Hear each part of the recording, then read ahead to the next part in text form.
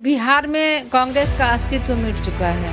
कोई जनाधार नहीं है, कोई जनाधार नहीं था तो दिखावा के लिए उन्होंने नगर भवन में कार्यक्रम नहीं किया। ये राहुल गांधी जी का तो कोई अस्तित्व ही नहीं है कांग्रेस का। जो कांग्रेस ने भीमराव अंबेडकर का अपमान किया, जो कांग्रेस ने देश को 55 साल लूटा और जनता जान रही है, तो उनको अब संन्यास लेना चाहिए। माननीय प्रधानमंत्री जी के नेतृत्व में 5 लाख रुपए का इलाज फ्री होता है उन गरीबों को और 5 किलो अनाज भी फ्री में मिलता है। तेजस्वी यादव को खुद बिहार की जनता छोड़ रही है, तो वो क्या छोड़ेंगे? उनके माँ और पिताजी मुख्यमंत्री थे तो कुछ काम किए नहीं, घोटाला किए, परिवारवाद किए। नमस्कार, मैं अनूप कुमार आप सभी का स्वागत करता हूं। बिहार चुनाव में अब कुछ ही महीनों का समय बाकी है और बिहार की राजनीति जोरों पर है।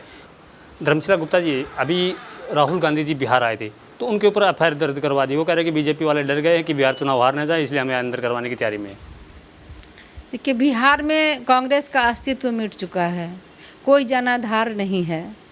और मुझे तो ये आश्चर्य होता है कि राहुल जी राष्ट्रीय नेता हैं कांग्रेस दल के और इतनी छोटी छोटी सभाओं में मतलब कि जा रहे हैं जिले स्तर पर। आपको भी पता होगा कि किसी भी शैक्षणिक कार्यक्रम में, शैक्षणिक संस्थान में पॉलिटिकल कार्यक्रम नहीं होता है और वो अंबेडकर छात्रावास में करना चाह रहे थे, लेकिन नगर निगम और प्रशासन की ओर से नगर भवन उनको दे दिया गया था, आवंटित कर गया था, जहां वो सभा कर सकते थे।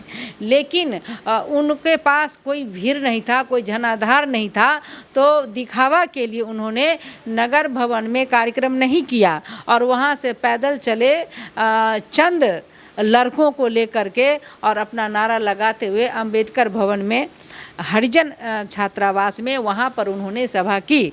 तो जो नियम है हमारा लॉ एंड ऑर्डर है, उसके अनुसार प्रशासन ने उस पर एफआईआर दर्ज किया। इसमें भारतीय जनता पार्टी ने कुछ नहीं किया। जो हमारा संविधान है, जो नॉर्म्स है, उसका पालन किया गया है। लेकिन ये राहुल गांधी जी का तो कोई अस्तित्व ही नहीं है कांग्रेस का। इतने बड़े नेता आए, ना कोई जनसभा, न उनके पार्टी के नेता भी नहीं उनके साथ में थे। तो ये इससे अंदाज़ा लगाया जा सकता है कि कांग्रेस एकदम अस्तित्व खो चुका है। बिहार में कोई जनाधार नहीं है और मुंगेरी लाल के सपने देख रहे हैं।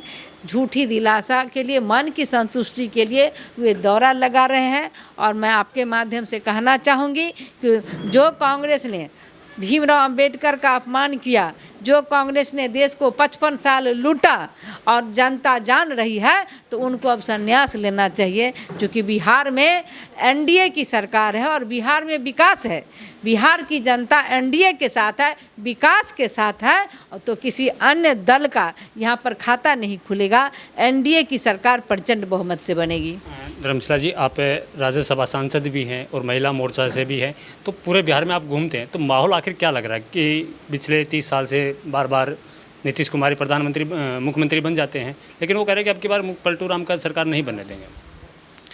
देखिए, आदरणीय नीतीश कुमार जी वो जनप्रिय लोकप्रिय नेता हैं हमारे, और हमारे सम्मानीय मुख्यमंत्री हैं।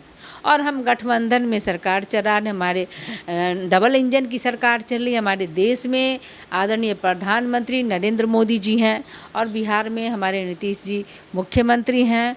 उप मुख्यमंत्री हमारे पार्टी से आदरणीय सम्राट चौधरी जी, आदरणीय विजय सिन्हा जी हैं। तो प्रदेश अध्यक्ष हमारे आदरणीय डॉक्टर दिलीप जायसवाल जी हैं।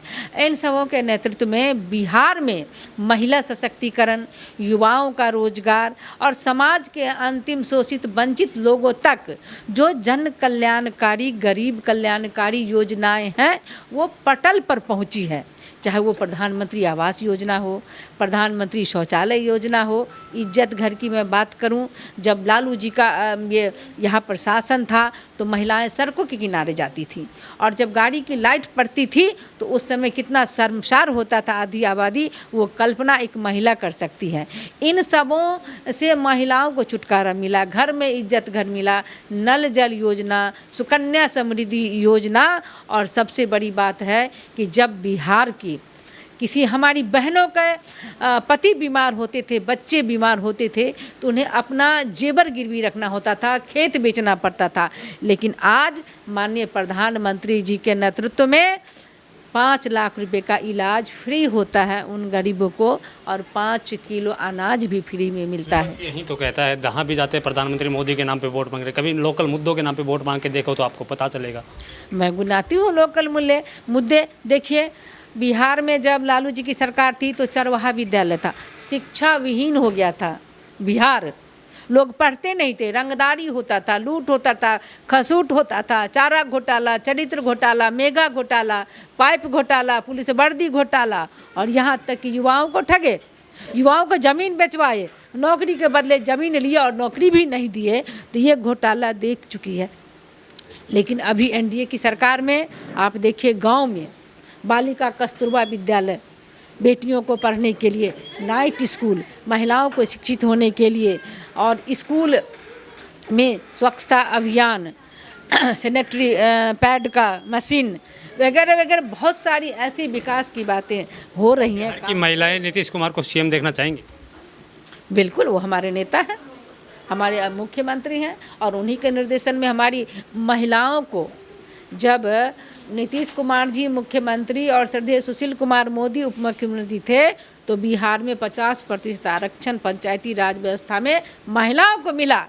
आज उन गांव में भी आप जाकर देखिए, हमारी महिला बहनें जिला पार्षद हैं, मुखिया है, प्रमुख हैं, और बीडीओ सीओ प्रशासन पर हुक्म चलाती है, और उन गरीब तक माननीय प्रधानमंत्री जी और मुख्यमंत्री की योजना को पहुंचाती है। आज बेटियां को देखिए, जब गांव की पगडंडी पर साइकिल चलाते हुए ड्रेस पहन के जाती है तो वो दिखता है बिहार में शिक्षा, महिला सशक्तिकरण वो दिखता है। तो ये बदलाव है। मैम दिखता वो भी है कि भरी विधानसभा में नीतीश कुमार ने महिलाओं के लिए कैसे शब्दों का यूज किया था। उन्होंने सम्मान किया था महिलाओं को, गलत शब्द का यूज नहीं किया था। विपक्षी ने उनको बात का बतंगर बनाया।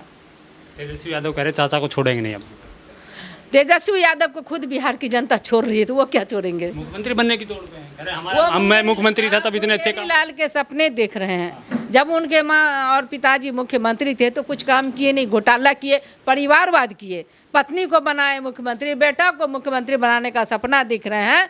तो क्या बिहार एक परिवार में नहीं सिमटा है? बिहार तो सबका साथ, सबका विकास, सबका प्रयास और सबका विश्वास है, जो एनडीए की सरकार में। वो यही कह रहे हैं कि नीतीश कुमार ने, चाचा ने तभी काम किया, तब मैं मुख्यमंत्री था, मैं प्रेशर करके उनको काम करवाता था, नहीं तो काम हुआ ही नहीं। मुख्यमंत्री नीतीश कुमार जी ने उन्हें सिखाया, और मुख्यमंत्री के सानिध्य में उन्होंने कुछ अच्छी बातें सीखी थी। बाकी तो घोटाला ही उनके जहन में भरा हुआ है, भ्रष्टाचार ही भरा हुआ, आतंकवाद ही भरा हुआ है। वो तो क्या कहते हैं, संगत से गुण आत है और संगत से गुण जात हैं। तो जब संगत में थे तो कुछ गुण सीखा, जब संगत से हट गए तो आगे लठैतीपन पर, भ्रष्टाचार पर, बिहार में विनाश करने पर। लेकिन एनडीए की सरकार बिहार में विकास कर रही है। सबके बीच में एक नया चेहरा और निकल गया है, प्रशांत किशोर, बीपीएससी आंदोलन में किस प्रकार से एक्टिव। वो कह रहे कि अब की बार तो जन स्वराज की पार्टी। प्रशांत किशोर तो पैसा किशोर है, क्या जनाधार है उसका, कौन सा संगठन है कि आप घर घर में जाके पूछिए, कोई नहीं जानता प्रशांत किशोर कौन है। कुछ चंद पैसों के बल पर कुछ लड़कों को ले आए, इससे पार्टी नहीं बनती।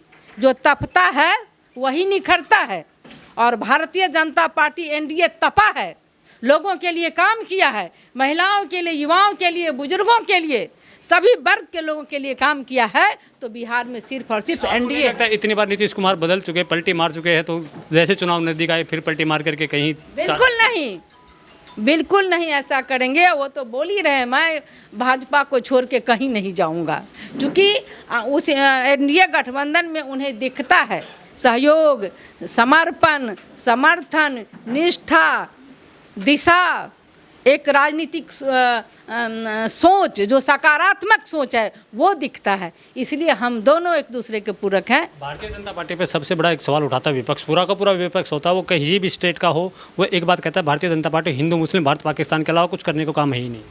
बिल्कुल नहीं। राजद जो है, आरजेडी और कांग्रेस, वो तो मुस्लिम वोट के लिए, वोट बैंक के लिए वो मुस्लिम भाई बहनों को ठगे। अब वक्फ बोर्ड देख लीजिए, जो हमारी गरीब बहनें और भाई हैं, वक्फ बोर्ड के तहत उनको कुछ नहीं मिलता था। जो भूमाफिया हैं वो वक्फ बोर्ड के तहत ज़मीन हड़प करके और करोड़पति हो गए, अरबपति हो गए। लेकिन जिसको एक गज ज़मीन नहीं था वो बिना घर के थे। तेजस्वी यादव कह रहे कि अगर हमारी सरकार बन गई तो वह बोर्ड बिल फाड़ के रख देंगे, हम बनने चालू ही नहीं होने। सरकार तो उनका देख लिया जनता ने बिहार का, अब ये भरोसा और विश्वास उठ चुका है। अब दोबारा उनको मौका नहीं देने वाले हैं बिहार की जनता, जो कि भ्रष्टाचार और आतंक से लोग उनके कार्यकाल में दहशत में रहते थे।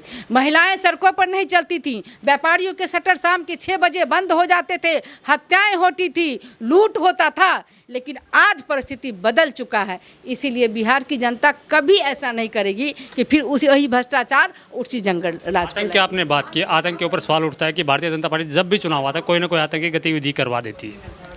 पहले कह रहे पुलवामा करवा दिया, पहलगाम करवा दिया। ये आतंकी गतिविधि तो कांग्रेस ने मिलकर किया है कि पाकिस्तान के इशारे पर जो अभी घटना हुई है, हमारे भाई हिंदू को चुन चुन के मारा गया और हमारी बहनों का सिंदूर उजाड़ दिया गया।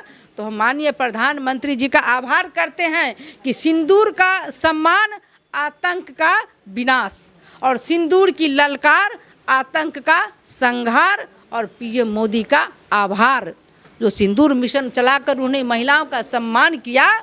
और हमारे भारतीय सेना पर मुझे गर्व है जो उन्होंने देशवासियों की रक्षा के लिए दिन रात लगे रहे और पाकिस्तान को उनको छक्के छुड़ा दिए, और वो पाकिस्तान हिंदुस्तान के आगे घुटने टेक दिए। ये हमारा भारतीय फौज, ये हमारा माननीय प्रधानमंत्री जी और ये हमारे गृह मंत्री जी का ये सोच। कह रहे कि पाकिस्तानियों ने घुटने टेक दिए, वहीं पाकिस्तान में तो खुशियाँ मना रहे, वहाँ के क्रिकेटर रोड शो निकाल रहे कि हम जीत गए, मिठाइयाँ बांट रहे। अब कहता है कि मरता क्या नहीं करता, वो तो हार गए।